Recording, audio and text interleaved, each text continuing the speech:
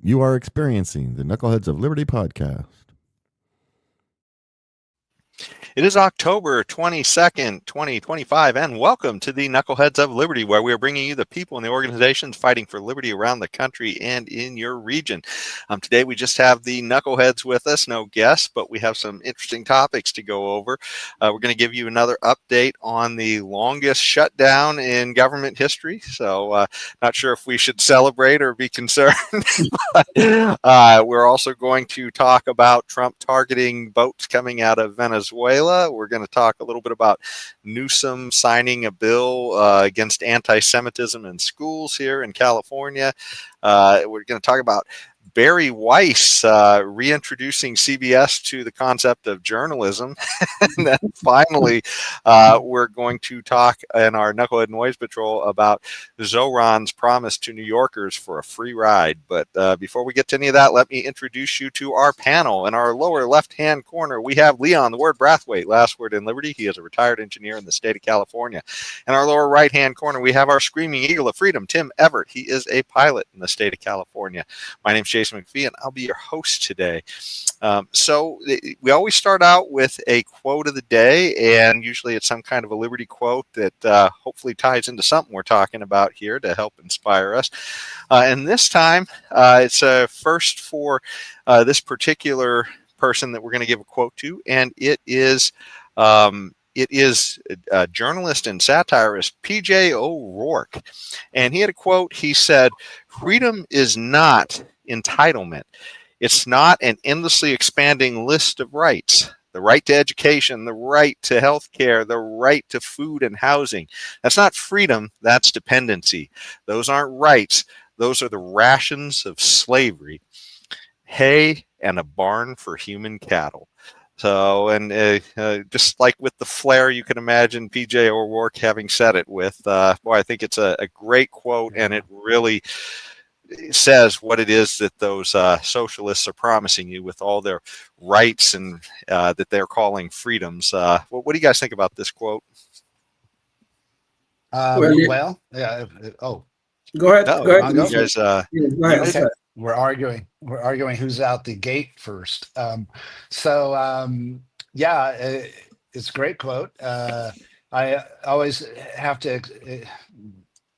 Back in my days when I was arguing, I would argue that rights are things that you already have possession of.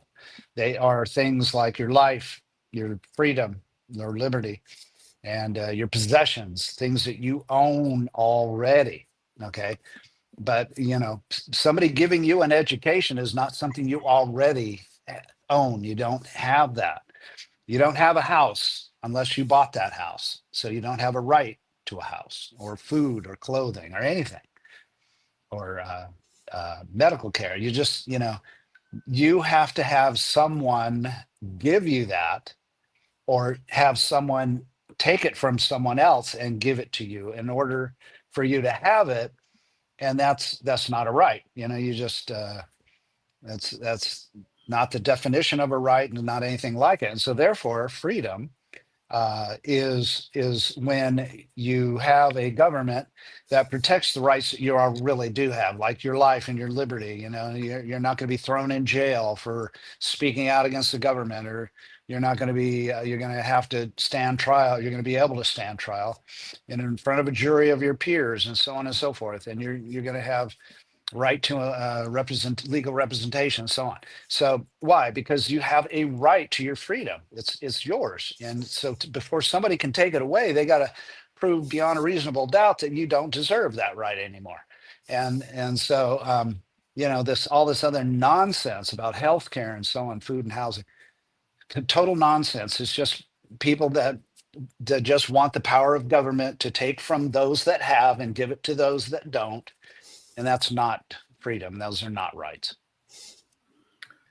Well, one of our founding documents, the Declaration of Independence, says life, liberty, and the pursuit of happiness. We can say the opportunity to pursue happiness uninterrupted by the government, uninterrupted by the central planners. This is what freedom is. And remember, it's the opportunity to pursue happiness uninterrupted. And those are the things that are truly rights. Tim, you're absolutely correct. Those are the things that are rights as we know them. The government have taken upon itself in this country, especially the federal government, to create all sorts of rights. The right to food, the right to housing, the right to this. But what they are really doing is spreading a virus, a disease. It's a virus of dependency. And whenever you have dependency, you don't have rights. You don't have freedoms. And if you look around, say within the inner cities of America, where the rate of dependency is quite high, we can also see these cities that are affected by this virus are in total decline. And this is why Peter O'Rourke is so correct. These are not rights that are being disseminated. These are just dependencies. These are different forms of slavery. First, we have slaveries of the mind, of the chains, where we're in chains, mostly our black ancestors were mostly in chains. Now what is being distributed right now is slavery of the mind, where dependency is becoming the game. And this is doing nothing but destroying our society. So if we want freedom, we have to destroy the chains of the mind and the chains on the legs. Both must go. You know, one thing that strikes me too there is when you think about the places that essentially enshrine themselves into the worst chains, or all of those places who bought into communism and free stuff. I mean, you look over at Venezuela, you look at, North Korea, we got China before it started making some of its reforms, Russia, or the Soviet Union rather. I mean, all of these places, they bought into the free stuff mentality, and boy, they wound up finding out that all those walls that they had around their country were to keep them from getting out. People couldn't get away fast enough if they were able to. From all that free stuff. Just in order to make everyone equal, which is what these communists and socialists aim to do, and this is what Zoran Mandani is trying to do, to make all of us equal. The only equality we always end up with is the equality of misery. And there's no way to get around this, because in order to promote and to achieve this equality, you must use the force of government. There is no other way to get around that. No two human beings can ever be equal. But yet these socialists and these communists, like the one we have in New York that's about to become mayor, that is what they are aiming to do. And the only way they will achieve that is through the force of government. Yeah, all we can strive for in equality is just to be treated equally under the law, and that's about it. I mean, everything else is just a fool's game that essentially takes away everybody's freedom in order to make sure everybody's equal. Exactly. Exactly. Yeah. Well, equality before the law, absolutely. And then the equal opportunity to pursue your own happiness. That is what is in our founding document. Not in those words, but something just like that. Okay. Well, I tell you, speaking of, these issues of dependency, I guess, that brings us to our first topic, and that's talking about the whole government shutdown and maybe how we got there and some of the issues around that. But we are at day 21 now of the government shutdown. So it is supposedly the longest one in our history. And, can I get a cheer? They promise not to come back. Oh God! Yes. Yeah. Is it really the longest? I mean, who told you that? Not Trump, because Yes. Trump says it's the biggest, it's the best in the history of the country. It's the worst. It is the longest. Whether Trump says it or not, it is the longest. It is the longest, but let me give a background video here to let everybody know what's going on currently today. We've been showing you guys this just about every week since it started. So here's the latest. Day 21 and the government is still closed for business with no end in sight. Federal employees across the country feeling the hurt of working without a paycheck against the backdrop of a White House renovation.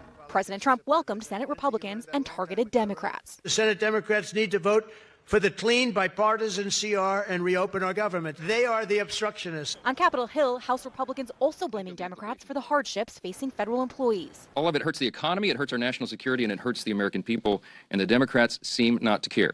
But Democrats say they do care about health care and are holding out to keep premiums from skyrocketing. That they'd rather keep the government shut down than provide affordable health care.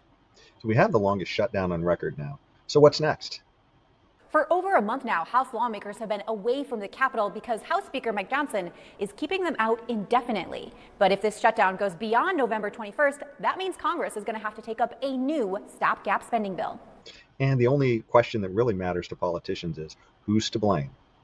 What about the question of blame? Yeah, okay, what about the question of blame? Okay, you see Donald Trump's net approval rating was down 2018 to 2019. You talk about 2025 as net approval rating is up. It comes down to the blame game, a game I loved to play when I was younger. Blame Trump for the shutdown, a great deal. In 2018/2019, 61%, more than 3 in 5 Americans blame Trump, a great deal for that particular shutdown. You come over to this side of the screen, look at this. It's a different world. It's a different world. 48% of Americans blame Trump a great deal for this particular shutdown. So it's more than 3 in 5 back in 2018/2019. It's less than half, a drop of 13 points. Again, it's no real wonder that Donald Trump at this point, looking at the shutdown, says, you know what, it's not actually harming me politically, in large part because he's getting less of the blame.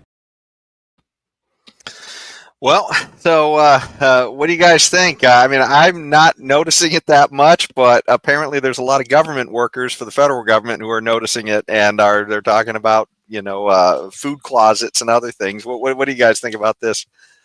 I just want them to stay shut down. I'll be fine with that. I mean, I know we need some essential services, the law enforcement, the military, and a few other things.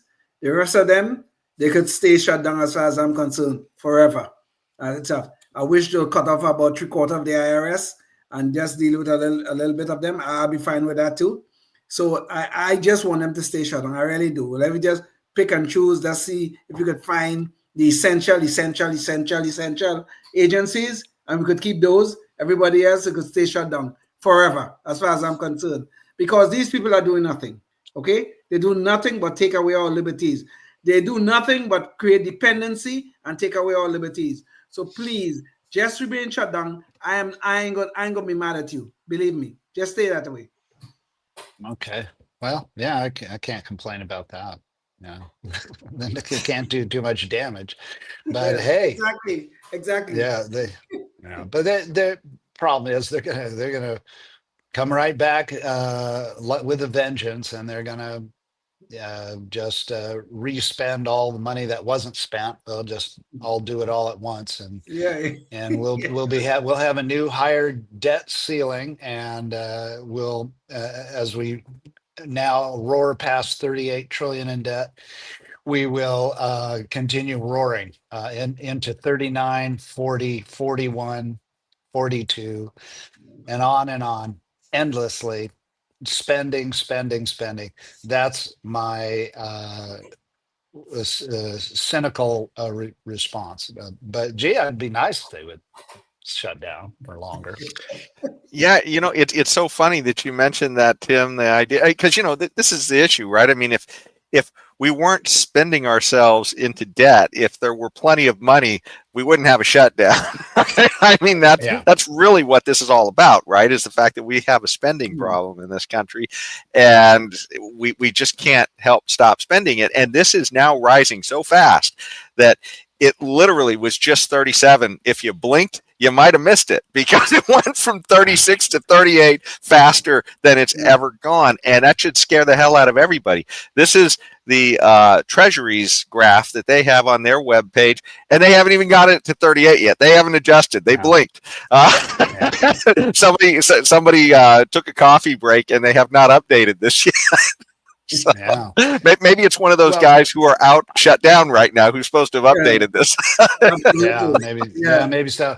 That's probably it. But so that the audience knows, it's been only 10 weeks, 2.5 months since it went from 36 to 37 trillion, crossed that 37 trillion mark. Now it's over 38 trillion and counting. So in just 10 short weeks, boom, $1 trillion more added to the debt. So, and what, do we have a pandemic going on? Did we shut down the economy? No, the economy is still humming along. Is there a war? There's no war. There's no, major weather Well, there's situation. always a war, Tim. There's always a military-industrial complex drain. Oh yeah. For example, it's not an existential war for us, but yeah. How about let's talk about the boats leaving Venezuela, filled to the brim with lots of fentanyl and so on. Let's talk about it. Leon, where did our let's hold on a second here. I think I got us. Okay. Something okay. happened there. I don't know what's going on here. Having some problems here, man. Yeah. There we go. Somebody hit a button. We would assume that you're one of those federal workers who's just we're gonna shut you down. I just got the notice. And buttons just start clicking all by themselves. Okay. Well, I tell you, this is something that should scare the heck out of all of us, in the sense that this is also the Treasury's data, and this shows what categories of spending are draining so much of our resources. And if you look here, tied at number 2 are 3 different items. So we have Social Security at number 1. That's 23% of what we spend every year. Then tied for number 2 is Medicare, health. I'm not quite sure what the difference of those two is, but trust government to figure out a way to complicate it. and then the net interest, and that is literally overtaken national defense. National defense is sitting down here at 13%, and interest on the debt. We are spending more now for our past largesse than we are for the military. I mean, to defend us, and that should just scare the bejesus. I mean, that's what eventually happened to Rome, right? They eventually were handing out funny money, in exchange, and instead of gold or silver, they went to pot metal for their coins. And it's wasn't that long ago that we got off the gold standard here. So. Yeah. Well, when you say that, it reminds me that there is precious little concern about this increase in the debt. As nobody's worried about it. Nobody never made headline news about going to 38 trillion. Just no one cares. So the difference between us and Rome is that we get all these cool charts and all these bar graphs and things that we can watch it happen. That we can ignore, you mean? Yeah. So well, some of us are ignoring it, and some of us are kind of shouting from the rooftops or from our iPads and other computers, and trying, to say, hey, this is not sustainable. But as long as the mainstream news and the powers that be don't care, doesn't mean it's not a problem, but it means that just nobody talks about it, or very few people. You can hear about it here, though. Well, this debt increase that we are seeing. Okay, there was a time in our history, probably World War II, where there was a large debt increase, but it came down after World War II was over. But you know what, this thing that we are seeing right now, all this has to do with is this great desire of government, especially the federal government, to control us through the creation of dependencies. And that's what they're doing at all levels. And this is one problem with Trump that I do have. He seemed to have this thing of where he like to intervene into the economy all the time, whether it's through tariffs, whether it's through getting companies to invest in America, blah, blah, blah. I mean, fine, getting companies to invest here is a good thing, but his picking winners and losers is potentially problematic. It may not be a problem at this point in time, but down the road, it can be, when these companies start to sign contracts that are going to guarantee this and guarantee that and that kind of stuff, and somebody else is going to fulfill those promises. But this idea that the government has, that it has to create dependencies, and they're doing it at all levels, whether it's through individual programs, or all the welfare programs and everything else, or through what we normally call corporate welfare, this is being done. And this is what is creating this debt, And on top of all the other things that we spend, all the foreign aid that we give out, all these sort of things, is nothing but dependency, whether it's domestically or internationally. We're trying to create a whole bunch of dependency that's going to end up biting us in our ass. And this is what is happening right now. Yeah, and I don't know if I can just revisit that. I'm being maybe a little legalistic, but if you could run that chart back, the debt, the total debt chart. And I just wanted to point out, when Leon mentions that, so if you look at 1945, you see, so it from 1925 to 1940, it kind of tugs along. It's starting to increase, it's probably a percentage of, GDP as the GDP goes up in that time of the roaring 20s and so on. And even with the depression in there, boom. So the debt jumps up for World War II, goes to 120% of GDP, and it's just over 100. It's like 127% of GDP now. But what you're seeing there is the nominal value in dollars of the total debt that we have now compared to about 1945. But the big difference was that debt during World War II was a lot of already created money. So people bought war bonds, basically debt instruments with their already owned dollar bills. They traded them for war bonds, and so a huge portion of that debt was already printed money.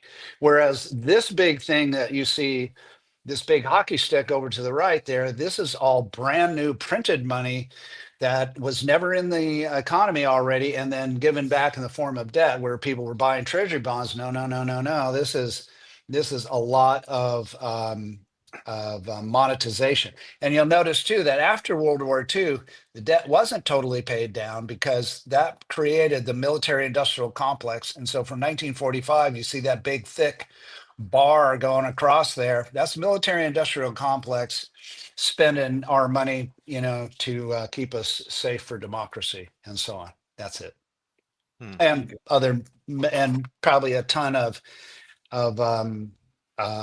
social spending as well in the 1940s, 50s, 60s, and 70s, and so on.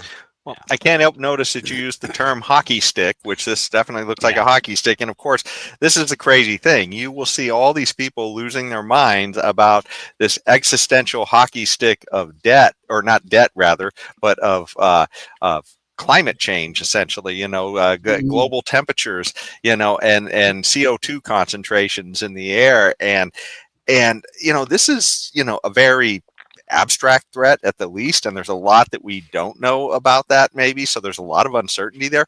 This is not uncertain. This is a iceberg that we can see, and we're headed straight toward. That is a wall that we are headed towards of debt. And these are all promises that have been made to people, and what's going to happen when we hit that is promises are going to get broken at some point, because we don't appear to be willing to do the moral thing and stop our spending here. So so I mean, this is where we're headed. I still predict, and I could be wrong, but I don't think that they're going to tell anybody you're not going to get paid. I think they're just going to monetize the debts. They're just going to create more money. From the Federal Reserve is just going to create and print as much money as they want. So there'll be extremely high inflation, and there may be a collapse of the monetary system, which is itself as it. So whichever way they go, if they go your way and default on who knows who, could be everyone. That's one thing, but which is bad enough. I mean, that would create a complete economic calamity across the world. But in the other sense, if they do what I think they're going to do, and that's just monetize the debt and just print, then that's going to create so much inflation, they will probably kill the dollar bill entirely. Either way, it's going to crash. Either way, it's coming down. The house of cards is coming down, and maybe Jason's way or my way, but it ain't going to be the highway. Yeah. Well, we better hope and pray that somebody comes to their senses before that we reach that point. We better hope and pray for that. Yeah. Because we have children and grandchildren to worry about. Yeah. Well, I tell you, because of the time, I'm going to jump out of order on our stories just because there's not enough time to squeeze the video in for the next story before our break for public access. So I did want to talk about something that's going on here in California. Just take our eye off of the federal for a second. But Governor Newsom has been signing a bunch of bills lately, and one of them is a bill on anti-Semitism in the schools, and yet again, a way to divide us up on some kind of characteristic of race or identity or something or other. And boy, you can just trust that's what the Democrats are ever working on. The state has other ways to divide us. So let's hear a little bit about that story. Yeah, there you go. Lawmakers are fighting for the passage of a new bill to combat what they call a tidal wave of anti-Semitic incidents at Southland schools. It is scary and sometimes dangerous to be Jewish right now. And what our community is experiencing right now, it is something that is terrifying to us. We are watching an explosion of anti-Semitism on the right and on the left. The bill, known as AB 715, passed the state assembly with unanimous bipartisan support back in May, but it has a long way to go. Actually, the bill was just signed into law by Governor Gavin Newsom of California, and it is just one of the many ways that they try to parse our identities into subgroups and make special rules for things that should just apply equally to all of us. If passed, it will strengthen anti-discrimination protections and ensure the curriculum and textbooks are free from anti-Semitism. Some opponents fear it will erase the Palestinian narrative while labeling all criticism of Israel as anti-Semitic. Anti-Semitic incidents at California schools have surged by over 600% in the last decade. And of course, here is the story. There's Newsom signing it, and just happy as Dickens to be dividing us again in another along another line. I don't know how many ways they can carve that pie up, but yeah, it's it's kind of nuts. You guys got any quick shots on this before we have to say goodbye to our public access audience? Well, this applies to the schools, and it's a damn shame because the people in the schools are not about a bunch of propagandists. They're just spilling propaganda to our kids. They're not teaching them reading, writing, and arithmetic, and somehow or the other they're going to do good on trying to solve this anti-Semitism problem that we have in our society. It's a damn joke. Mm. Well, hold on, Tim. If you want to hear what Tim has to say and you're watching on public access, you're going to have to go online to knuckleheadsofliberty.com and catch the entire show there because this is the end of our time for public access. But do go out, check us out there, and you can find this show and a whole bunch of others there too. So go ahead, Tim. Tell us what you were just about to enlighten us on. Yeah, if you're Gavin Newsom gunning for the Democratic nomination for president, and you are not going to have a snowball's chance in the hot place of doing that without the help of the Jewish and Israeli caucuses.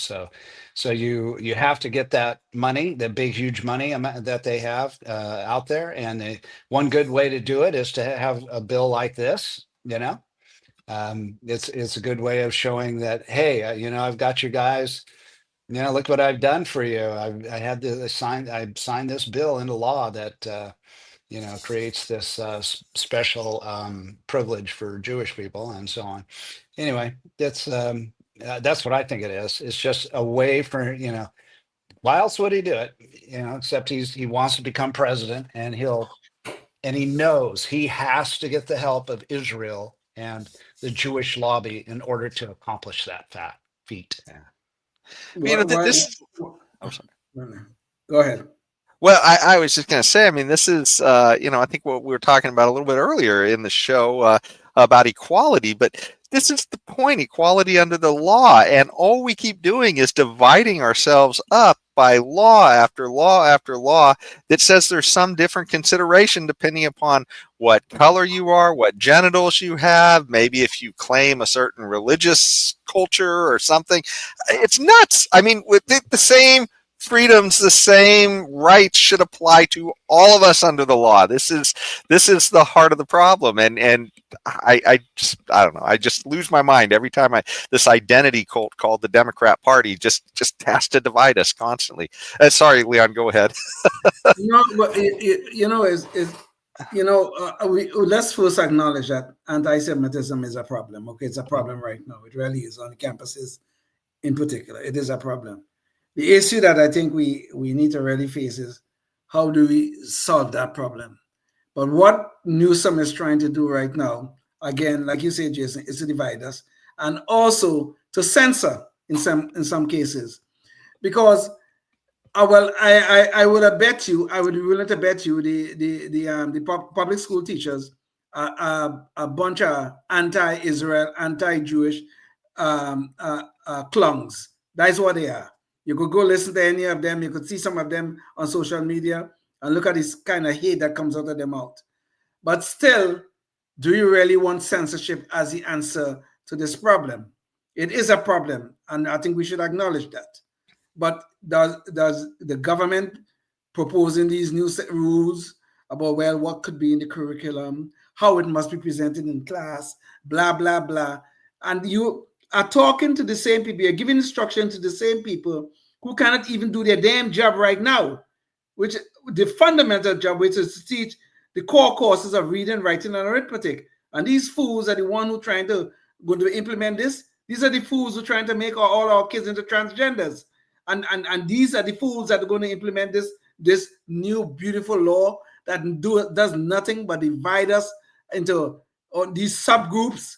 And I do use that sub intentionally because these subgroups are always less than the elites of the Democratic Party. So the problem is we are not approaching this problem in any way that will eventually solve the problem. You are creating these special dispensations for this particular group, the Jews in this particular situation. Even though there is a problem, you're just creating a special dispensation, which is obviously going to cause problems within society. Yeah. Well, and what I hear you saying, Leon, is, look, we've got laws to keep somebody from threatening somebody if they're Jewish, if they're black, if they're white, if they're a person, if they're a human being. That's it, right? We don't need to have one that says what color you are before we say, we're going to enforce the law. Unfortunately, we have a government that has decided they're not going to enforce a lot of laws, and then they realize it's a problem, so they decide then they're going to make a new law to selectively enforce some of the laws. It's just nuts. Just last week, Jason, on this program, we were talking about it on this show. We were talking about this very issue, and Walter Williams said it the best. The government creates a problem, and the tolerance of the nonsense that's going on in society is certainly them creating a problem. They're not doing anything to enforce the laws as they should. So they're creating a problem, and you know what they're going to do? They're going to come and tell us about this wonderful solution that they're going to bring to us. And that's what those bills are, bringing the solution for the problem that they created. Yeah. They being the government. Well, speaking of problems that government is creating for us, I think government might be creating another problem off the coast of Venezuela for right now. Not that Venezuela's government hasn't created a whole boatload of problems for themselves as well, but I think we seem to be creating a problem too. And it's the question is, let me bring up the article here. But we have now decided, in all of our wisdom in the drug war, that we're going to apply, I guess, Obama's terror drone strategy of just blowing things up. And that's what we're doing now with boats coming out of Venezuela. So I have a little video clip of this that I want to share to let everybody kind of get a little bit of background on it. Here's Washington, D.C. Bureau reporter Ross Ketchke. Tonight, the White House releasing video of the latest strike on an alleged drug boat in the Caribbean. According to President Trump, 6 people on board were killed in international waters just off the coast of Venezuela. The commander-in-chief claiming U.S. intelligence showed the boat was trafficking drugs. It's at least the 5th alleged drug boat obliterated by the U.S. military in the last few months. Since returning to office, President Trump has designated the cartels as terrorist groups. The deadly strikes raising questions on Capitol Hill about the president's use of military force. So obviously this is a big deal from a liberty perspective when any government just decides to unilaterally execute people without showing any kind of evidence or being in a state of war. So the question is, does anybody have any concerns about this in Congress? At least one Republican in the Senate backing a war powers resolution that was eventually voted down, but sought to limit the president's authority to target the boats without approval from Congress. Since the U.S. policy is now to blow people to smithereens if they are suspected of being in a terrorist gang, then maybe someone should take the time to explain the evidence of their terrorism. So kudos to Rand Paul, as usual, for being one of the lone voices for liberty in Congress. But let's find out a little bit about what those who are backing this action think. Much of the U.S. crackdown on the cartels has focused on Venezuela and its president, Nicolas Maduro. Florida Republican Congresswoman Maria Salazar celebrating this latest strike, writing on social media, "We must use all means necessary to stop drugs from touching our country. I fully support all efforts to stop Maduro and all of his drug-selling gangsters and cronies." They're a big purveyor of drugs, but we have worse. What they do very well is they send their criminals into the United States, and they send Tren de Aragua. So we heard the rationale. It is all about the drug war. That is the rationale, apparently, for blowing up these boats before they get to American soil. But the rhetoric is getting even more heated. Recently, when somebody called this out as a war crime, J.D. Vance said he literally didn't give an SHIT. Recently, Trump, in a press conference, let off with the F word as well. That Maduro offered everything in his country, all the natural resources. He even recorded a message to you in English recently, offering mediation. What should we do in order to stop that? He has offered everything. He's offered everything. You're right. You know why? Because he doesn't want to f*** around with the United States. Thank you, everybody. Thank you. Thank you, everybody. Thank you, guys.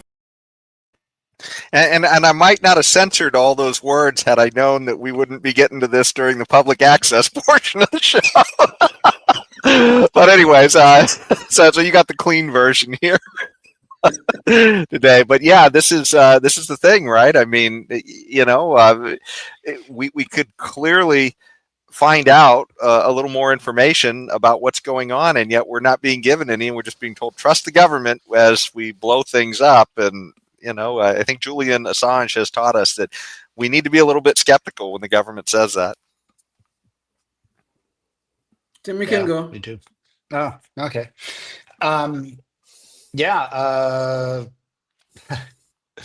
When did we start doing this? By executive order, it's just totally from the executive. So the executive now has power to do whatever they want, whenever, to whoever, and for whatever amount of evidence that they will not and refuse to bring forth. They just trust us.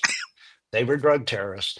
And the other thing is, never is the answer to the question is, but the question is, when will the United States concede that the war on drugs is over and the drugs have won? Okay.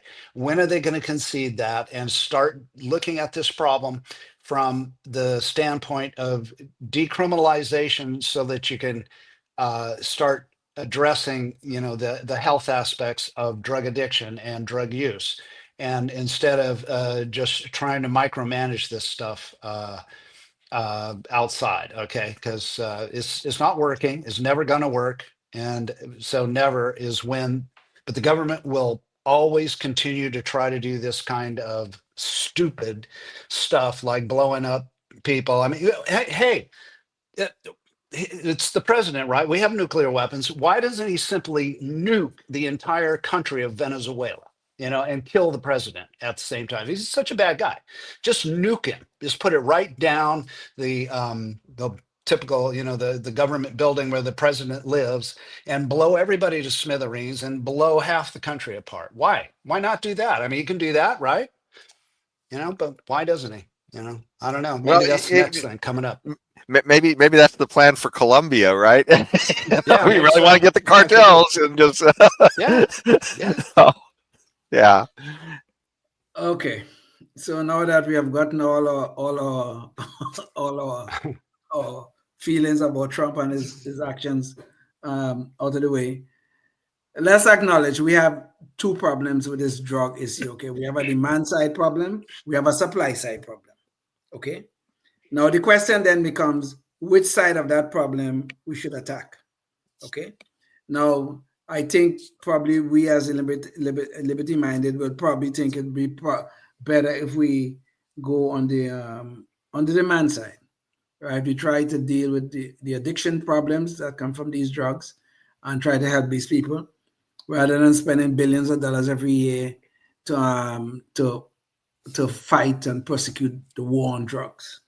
And that war will continue forever, as far as I can tell. As long as there's demand for the drugs, people are going to find some way to get it here.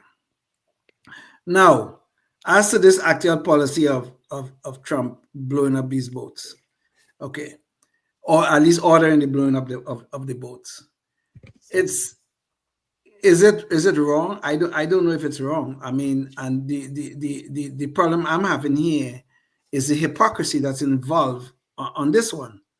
I mean, Obama was blowing up people all over the world. I didn't hear anybody complaining about that. Obama killed 2 Americans. Let me finish. Let me finish. Obama killed 2 American citizens. I think it was in Yemen, if I'm not mistaken. They were at the time. Did we see any major outrage about this anywhere? We did from Rand Paul, who actually did a filibuster on the floor of the Senate to say, hey, you got to tell us you're just not going to kill American citizens on American soil with these things. But anyways, go ahead. Fine. Kudos to Rand Paul. But he's probably was the only person who said anything about all the people Obama was killing all over the world. So this hypocrisy right now, and what's worse about Obama's killings, these were killings that are occurring in sovereign countries.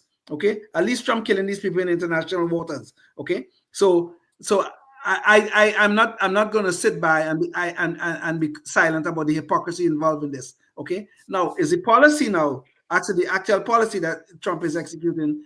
Is it really something that could produce some good results? I think not, because like I said, as long as there's a demand side problem, which we do have, we have a very big demand side problem here in the United States. The drugs are going to keep on coming. They'll probably stop having to do it by speedboats. They're probably going to have to stop doing that because they know what's going to happen to them. But they're going to find some other route to get it here because there's a very huge demand side problem. The policy, though, of blowing up these boats is questionable at best. Seriously. Yeah, I guess we all agree on this then, pretty much. Yeah. Sounds like to me. Essentially, yes. Except for the part of the major hypocrisy involved, yes, I think we all agree. Yeah. And just know what? It'd be really hypocrisy if there was a Democrat that was complaining about it. But apparently the Democrats aren't. I don't know. I mean, the only one I saw was Rand Paul. Is there Democrats that are complaining about Trump blowing up the boats, or is it just Rand Paul and Thomas Massey? No, I've seen a few Democrats complain about it. Just a few. Okay. Those ones who are missing out on their drugs. I don't know. Sorry, I just had to throw that in there. I had to throw that bomb in there. Shame on you, Jason. But yeah, I mean, if those guys also were complaining about Obama's blowing up people, then they weren't being hypocritical. So I don't know how much hypocrisy is out there. I see the majority of Democrats who said anything about Obama killing people and killing, especially killing American citizens. Even though they were doing it on foreign soil, the only person that was Rand Paul. Okay, I had forgotten about that when I made my statement. Okay. So so if there were Democrats now, a bunch of them that were complaining about Trump blowing up these boats, then that's hypocrisy, because they should have been complaining about Obama. So I don't know how much hypocrisy is going on. To me, I see the majority of the Democrats and the Republicans hunky-dory with Obama's 26,000 bombs he dropped in 1 year alone, 2016, on 7 different nations. I think they're all hunky-dory about that. I think that's just the best thing since sliced bread. And I also think those same people are hunky-dory about Trump blowing up boats in Venezuela and anything else he wants to blow up. As long as we're blowing people up, everybody's on board, except Rand Paul. I would bet that Hunter Biden is probably upset that Trump is raising the prices on drugs. He doesn't have the same gravy train coming in anymore. His dad out of office. talking That might be about true. Hunter Biden. He was on Yeah. TV today complaining about Obama for a different reason, but maybe that it was because the reason why he was complaining about Obama was because Obama had manhandled his father and Yeah. take him off the stage when he was embarrassing himself. So I wonder if maybe part of the reason is that he couldn't get his drugs anymore while he was really complaining about Obama, but he couldn't say so. I don't know. Yeah. Well, and one of the things too, I just didn't want to let go on this as well, but just imagine what we would think if somebody like China was, just blowing up boats in international water because, hey, you're sending these terroristic ideas of liberty to Taiwan or something else like that. I mean, who knows what reason they might have, but I think a lot of people would raise objections. We just happen to be the 1,000-pound gorilla in the room. Yeah. People are kind of quiet about their objections. Right. What if they were deep water fishing boats out of San Diego too? They went out into international waters, just heading on out to find fish, and they get blown up by China. These boats are not. I mean, come on. I mean, these are not anyway fishing boats. And I don't think the U.S. government is that stupid. I mean, the speed boats they're using. Come on, nobody's fishing. Is fishing there. Okay, maybe they are, but they you know what? You're thinking they're taking those speedboats and they're going all the way across the Caribbean in those speedboats, all the way to the United States. No, I'm going to tell you where they're going. Okay, where? Those speedboats, and many of them are going to Trinidad. That's where they're going. Trinidad is a hub. From there, and from there get distributed. Okay. And Venezuela is 9 miles, 10 miles from Trinidad. That's where these boats trying to get to. Trinidad. They're going straight there. And then once they get there, it's distributed from there. So Leon's blowing the lid off of the pirate economy of Trinidad. So Leon, how do they move the drugs from Trinidad to wherever it's going next? The next stop, is it there's only two ways, by boat or by plane. So how do they get the drugs from Trinidad to wherever one or the other? Maybe a combination of both. Okay, combo of both. Okay, yes, but why doesn't the drugs move? So why doesn't the U.S. government target the drugs also going out of Trinidad and Tobago? Well, that is a question you may have to go ask Donald Trump that question. I am not sure. Okay. All But right. there's a very very bad drug problem in Trinidad right now, and a lot of people getting killed over those drugs that are coming in and out of Trinidad right now as we speak. Okay, you know what I think? I think that the reason Trump doesn't give a flying what about the drugs coming out of Trinidad and actually going to the United States or intercepting them before they get to the United States obviously coming into the United States. And the reason why he does not care is because he wants to have a war with Venezuela over their oil, and he wants their oil, and he's going to take it the good old fashioned way, the way that the Marine Corps guy that says war is a racket, the guy that wrote all about how they took over all the other things for those similar reasons. We're going to take over Venezuela to get their oil. And that's all they care about right now. It's got nothing to do with the war on drugs. Mark my word, in 2 years from now, we're going to have troops. We already have sent them over there. Okay, they're out poking around, looking around. Special forces are in Venezuela now. That's been admitted. Correct me if I'm wrong. Am I wrong? I don't know if special forces are on the ground. That's what I heard. I heard we have a lot of drones in Venezuela. We have a lot of drones in and around Venezuela, and that's all think. I don't know about special forces on the ground. In fact, the Venezuelan president said, the United States sends boots all over the world. The CIA does to look around, but they don't talk about it. And Trump talked about it. And so that's what's going on. It's all about oil. It's nothing to do about drugs. Tim, come nothing on. to do. You're going to believe Maduro?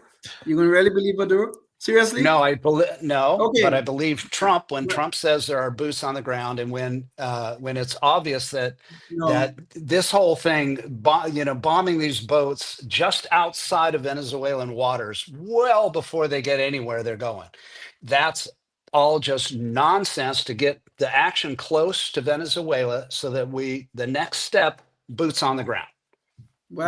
Just watch the news. Why do we need Venezuelan oil? Why do we need it? I don't know. Who knows? It's Trump. We're talking Trump. He wants to be king of the world. He wants Canada to be a state, and he wants to take over Greenland. Was it Greenland or Iceland? Iceland or whatever. He wants to make that a state. The only reason we need Venezuelan oil is because that idiot Biden wasn't allowing development of our own oil.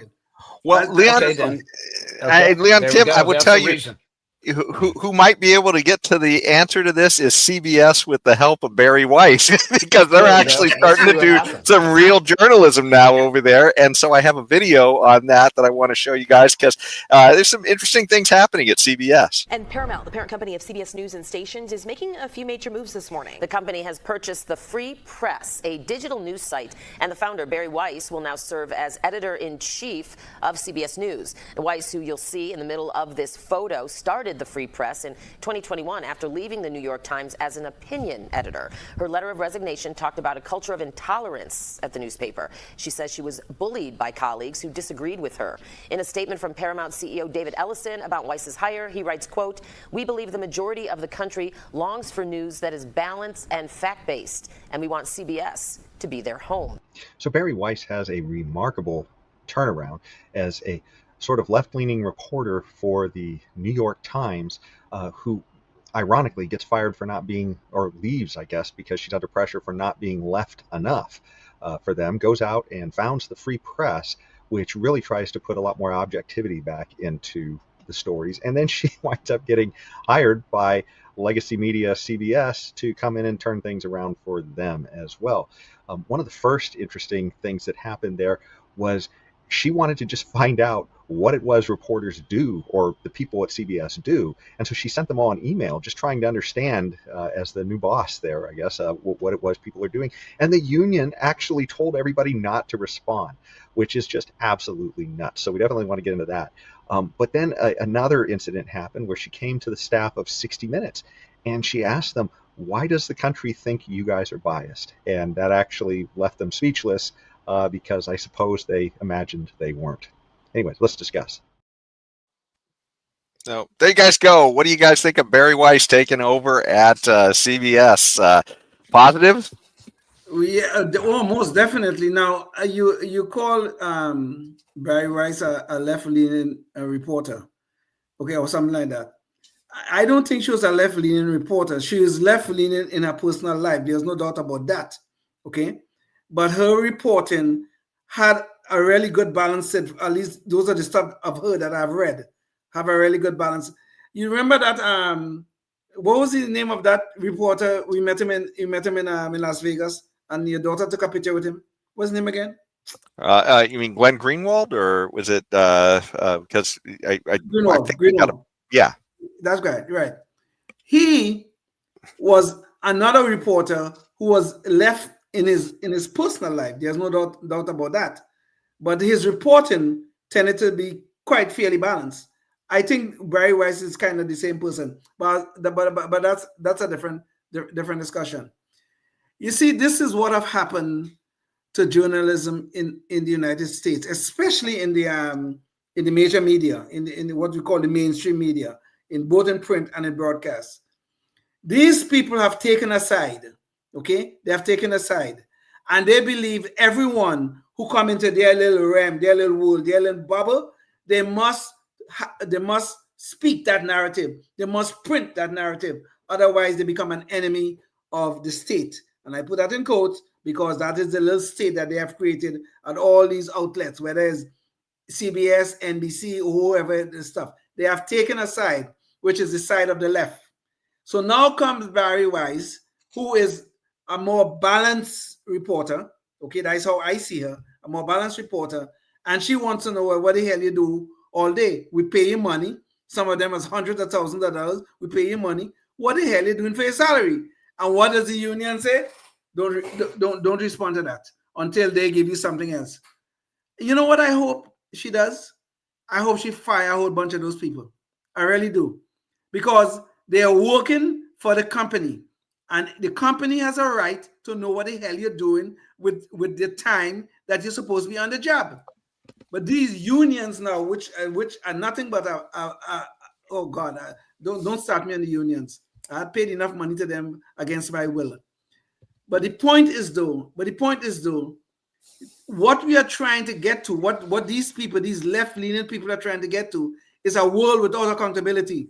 Okay, pay me the salary, and then you guys shut the hell up. Nobody should ask me what I'm doing. Nobody should see what I'm doing. I'm just gonna put out my left-leaning crap, and good luck if all make money in the process. This is damn nonsense. And I hope Barry Wise will do something and correct, or at least start the process of correcting this thing that they still call journalism here in America. Is this Weiss lady, is she in management at CBS News? She's the editor-in-chief. Yeah, she's the top person essentially which is management. Okay. Yes, to your question. Yes. Okay. So the Writers Guild Union is telling them not to answer questions about what they do during the day. Yes. To management. Yes. From questions from management. Yes. That's choice. That's very choice. Okay. Yeah. It's one thing to represent them in bargaining about, getting wages for what they do, but to not know what they do is that's something else. Yeah. Okay. Well, let's see what happens. I mean, I don't know anything more than, I didn't know anything about that. Yeah, I know what I want to happen. I want to see some heads start to roll, and that's what I hope she would do. Yeah. Yeah. Sounds like. All right. Yeah, he's just absolutely nuts. I mean, here's this clear chain of command, and this, unions doing what they do. The crazy thing is, this is a private company with a, therefore non-government union. So you would think that would be the answer, is to clean house here. Right? So this is absolutely nuts. But that was actually the story I wanted to talk about with you last week, Leon, but we didn't make it to it. And then they added on this other nonsense about how she went to 60 Minutes and she went to the staff there, and she said, "Hey, do you guys know that the rest of the country thinks you guys are biased?" And they were just stunned. I mean, that's what the story is. They didn't know what to say to her, which I don't know how this is news to journalists, but that most of the country has thought that they've been kind of siloed now for a decade or two at least, right? So I don't know how they missed that. Go ahead. Finish. No, you go ahead. This is just the problem. This is just his problem. These newsrooms all over the country, and all of these established places, ABC, NBC, CBS, the Washington Post, the New York Times, and all these big newspapers, they are little bubbles. They live in the bubble. So they speak to each other, and they all tap each other on the back about these great stories they write. When to middle America, it means very little. And they can't see that. That is why they're so amazed and shocked when Barry Weiss comes in and tell them, most of the country think you guys are a bunch of biased fools. But those are not her words. Those are mine. Okay, I wish she had said that. But they can't see. They couldn't possibly see what she's saying. This is foreign to them, because they live inside this echo chamber, these nice little bubbles. Yeah. They create these narratives that make sense only to them. But when the newspapers go out into middle America, what are we looking at? Yeah. A narrative from the DNC. That's what it's looking like. Well, and I think this is what when you question whether or not Glenn Greenwald and Barry Weiss were left-leaning, and I would say that both Barry Weiss and Glenn Greenwald would have characterized themselves as left-leaning about a decade ago, but they don't think they changed. They think that the Democrat Party changed and that the left just went radically farther to the left, and suddenly they found themselves in the middle, not because they moved to the middle, just because they were standing still on their principles. And I think that's the issue here, is that the left has gone just so nuts that people who aren't just following the herd, like Barry Weiss and like Glenn Greenwald, they're still asking skeptical questions, and that's just kind of blowing the lid off the cult there, the siloed media there, and yeah. So, anyways, that's a valid point. Valid point. Yeah. Valid point. Yes. Yes. Yeah. Well, I think this gets us to, I think, our last story of the day, and that is our Knucklehead Noise Patrol, which is some of the nuttiness going on in New York in the mayor's race there, and that brings us to Mr. Socialista Zoran Mandani and his some of the recent stuff he's talked about there, and some of the problems they're having with the bus system there. So I've got a quick video to let you all know what's going on there. Well, we hear a lot about violence in the subways, but there have also been some recent incidents involving MTA buses, including one that was shot at earlier this month. In tonight's City Under Siege report, Fox 5's Arthur Chien takes a closer look at how often buses come under attack.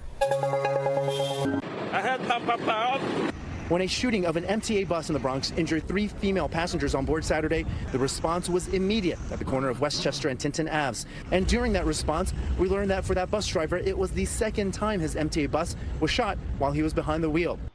Wow, seems like just yet another place where crime seems to be getting out of hand in big blue cities on your public transit buses. So how often does it occur?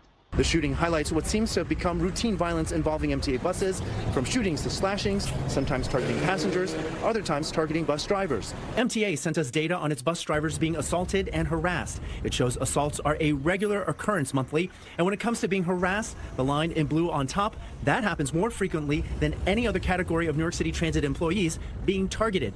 As you might have guessed, it appears to be a regular occurrence. So I guess the next question is, why is this occurring in these big blue cities?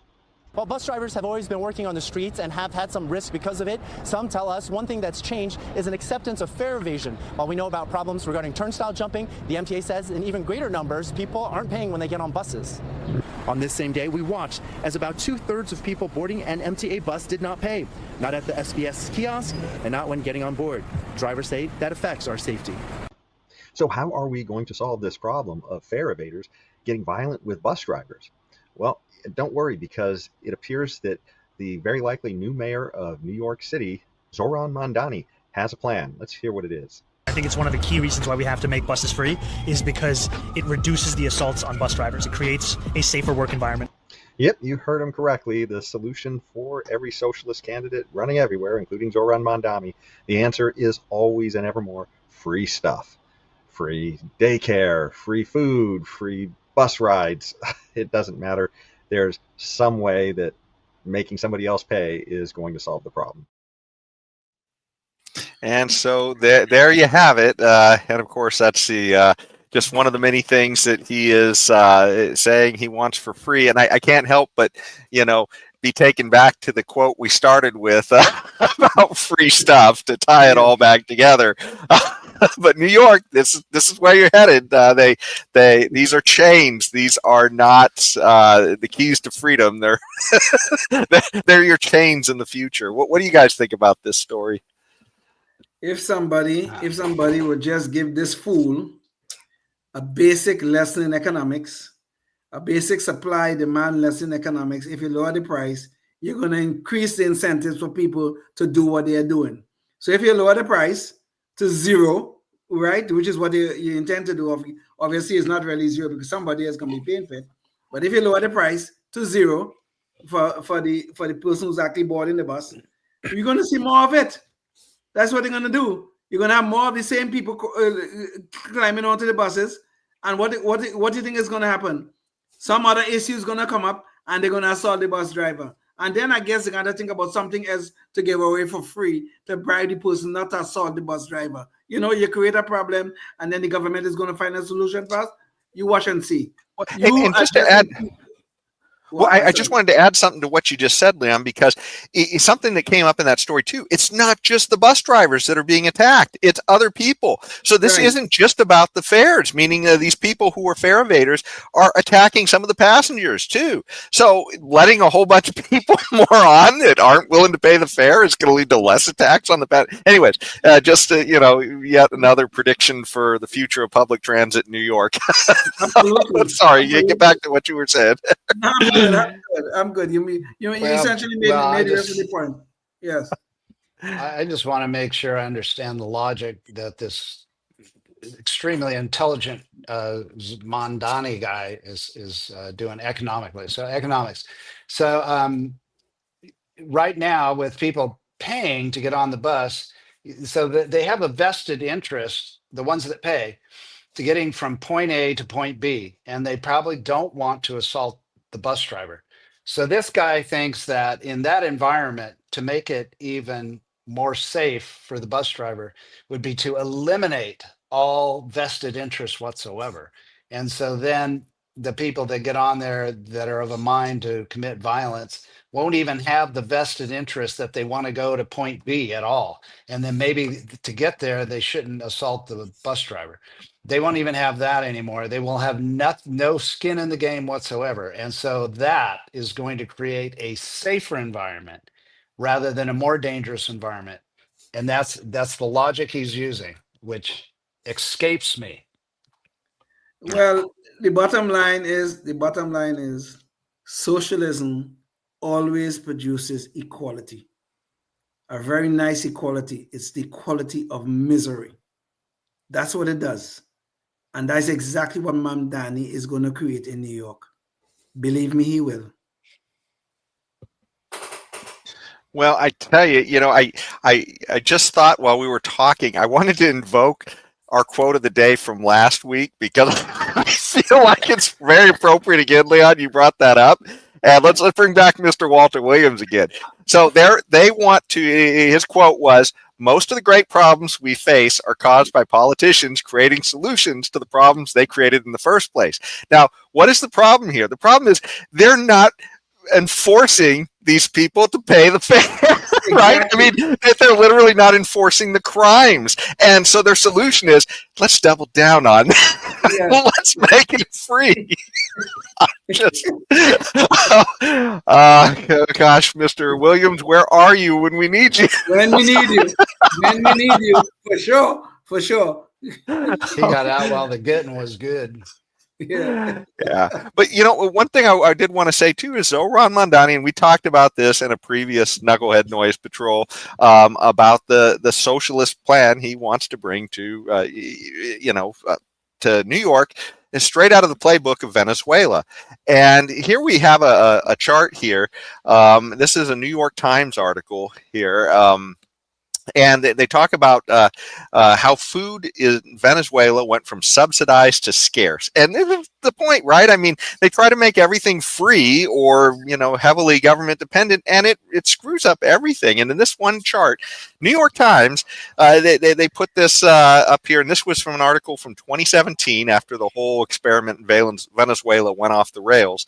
They show this flat line of food prices while government is subsidizing it until they run out of other people's money. And when they do that, the prices of basic groceries heads to the moon, and minimum wages don't even keep up anywhere near that. They're way down here. So essentially, it's like an astronomical climb in the price. It looks like it's practically free. It's like it's zero. It's where this food line is, right? And then suddenly it shoots up an infinite increase, I guess, where that minimum wage just isn't keeping up with it. Anyways, it just absolutely nuts, and we see it happen over and over again. And here's Zoran wants to use the same playbook in New York, and people on the left just can't see through it. Yeah, it's amazing. But we always have. Maybe we could end with this. We should always remember Margaret Thatcher's words that socialism always fails because the government always runs out of other people's money. Yeah. No, very, very well said. Well, I think that's pretty much all we have for you guys this week. So until next week, think about what you can do in your community to advance the ball for liberty, because as you see, these nuts are coming for you everywhere in New York. They're about to get it good and hard when they elect Zoran Mondani. They're going to get those chains that they think are freedom coming at them good and hard. So. But, it's all about you standing up and doing something in your community. So until next time, think about what you can do, and then stay tuned and stay free. Yes, indeed.